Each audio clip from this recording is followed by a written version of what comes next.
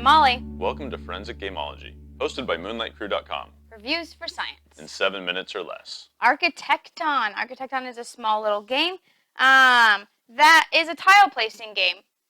And so what you're going to do in your turn is place these tiles, and you see there are building tiles that have different landscapes. They might have all four different, and some of them I think have some that match.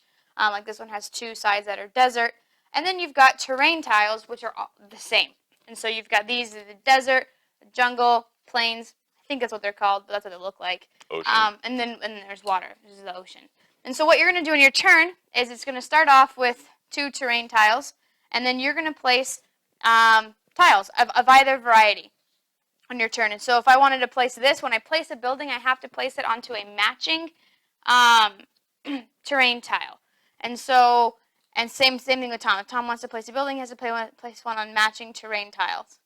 Well, but it has to be catty corner to the building. So all the buildings are going to be diagonal, and all the terrains will be diagonal. You can't put a terrain. Yeah, you can't put a terrain next to a terrain. It's got to be catty corner.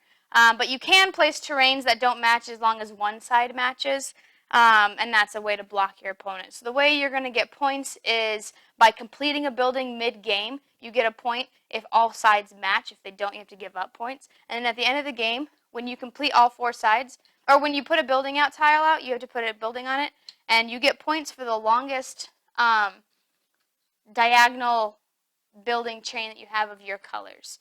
And that's pretty much the game. You have to take these off if all the sides don't match at the end, or at least two sides don't match. So that's pretty much it. You get points for that, and so whoever has the most points at the end of the game is going to be the winner. Simplicity versus complexity. It's a pretty simple game. There really aren't that many more rules than what Molly just explained. And so, yeah, one-page rule books, you can't beat that for simplicity. This is very easy to learn. It won't take that much time to learn, and then the play is pretty easy too.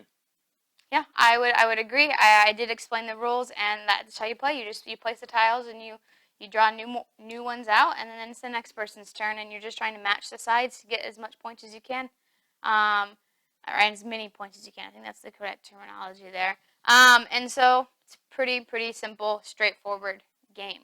Luck versus strategy. Now, there is some luck of what comes out of the top of the stacks because you're picking from these face-up tiles.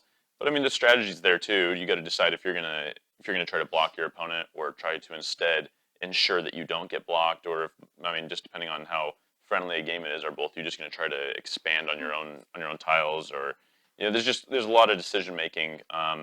The way the tiles face, this one has two sides that can go to the bright green plains areas, and so what are you going to do with that versus this one that has two that go to the jungle?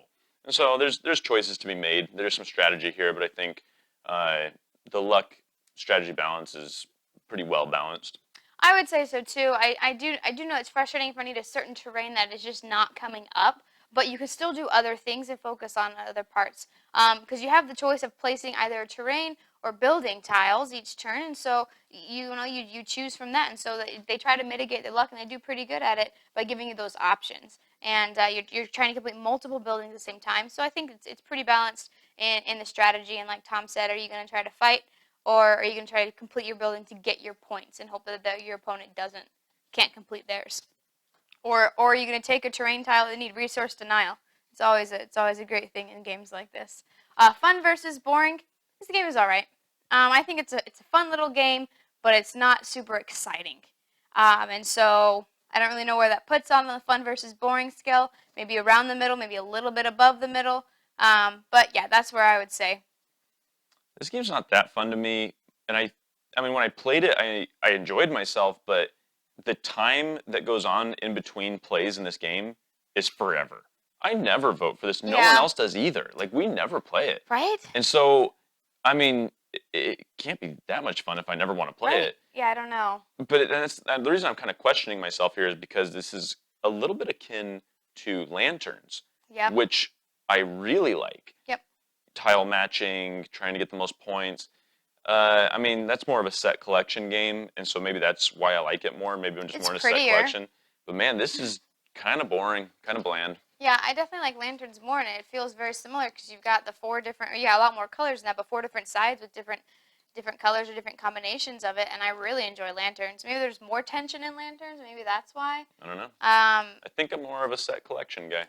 maybe I'm more of a tangible points person because there's only a certain number of points here, and you don't get very many of them. I don't know. BGG rating. I'd give it a 5. This is like an average take it or leave it. I don't hate it, but I don't love it. Yeah, I'd give it a 5, 5.5. So yeah, just right around there. Every time we get to multiples of 500 subscribers, we give away a free glitter painting of your favorite superhero icon, so make sure to subscribe now. Because it could be you that wins. Architekton, we've presented the evidence. You be the judge.